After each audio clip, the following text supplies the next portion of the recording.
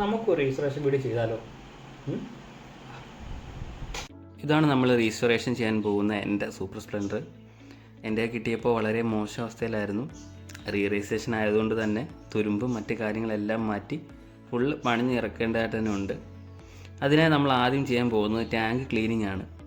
Tank clean ചെയ്യാൻ വേണ്ടി ആദ്യം നമ്മൾ രണ്ട് സൈഡിലെ ബോക്സ് അഴിച്ച് മാറ്റണം. രണ്ട് സൈഡിലെ ബോക്സ് ഇതേപോലെ തന്നെ ഊരി മാറ്റണം. ഊരി മാറ്റിയതിന് ശേഷം തന്നെ നമ്മൾ അടുത്ത് ചെയ്യാൻ പോകുന്നത് സീറ്റ് ഊരി മാറ്റുന്നതാണ്. സീറ്റ് ഊരാനായിട്ട് അപ്പുറം ഇപ്പുറമുള്ള രണ്ട് സൈഡിലെ സ്ക്രൂകൾ ഒക്കെ ഊരി മാറ്റിയതിന് ശേഷം സീറ്റ് പതിയെ ഊരി എടുത്ത് മാറ്റി വെക്കണം.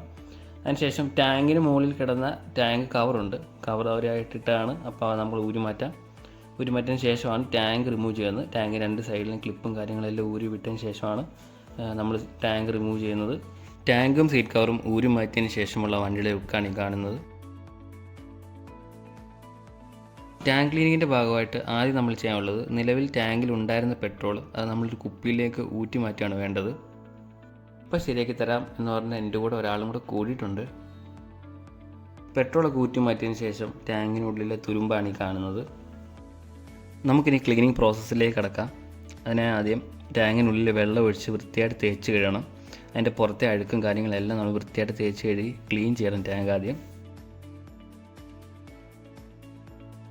അതിനുശേഷം നമ്മൾ ടാങ്കിലെ പുറകിലെ ഹോള് ഏതെങ്കിലും പ്ലാസ്റ്റിക് ക്യാപ്പ് കൊണ്ടോ അല്ലെങ്കിൽ അതേപോലെ ടൈറ്റായിട്ട് നിൽക്കുന്ന ഏതെങ്കിലും സാധനം കൊണ്ട് നമ്മളത് അടച്ച് നട്ടിട്ട് മുറുക്കി നല്ല ടൈറ്റായിട്ട് സീൽ ചെയ്യണം.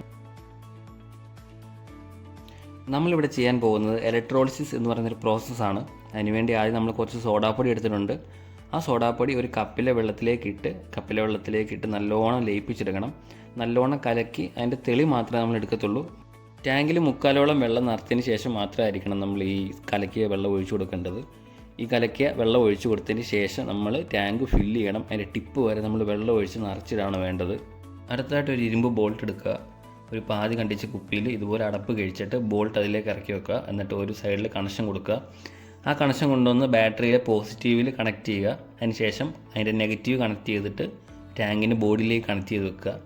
അതിനുശേഷം ആ കണക്ട് ചെയ്ത ബോൾട്ട് നമ്മൾ വെള്ളം നിറച്ച ടാങ്കിലേക്ക് ഇറക്കി വെക്കണം. പിന്നെ പ്രത്യേകം ശ്രദ്ധിക്കേണ്ട ഒരു കാര്യം, ഒരിക്കലും നമ്മുടെ ഈ ബോൾട്ട് ഒരിക്കലും ടാങ്കിൽ മുട്ടാൻ പാടില്ല. അതിനുവേണ്ടിയാണ് നമ്മൾ പാതി കണ്ടിച്ച ബോട്ടിൽ ഇതുപോലെ ബോൾട്ട് ഇറക്കി വെച്ചേക്കുന്നത്.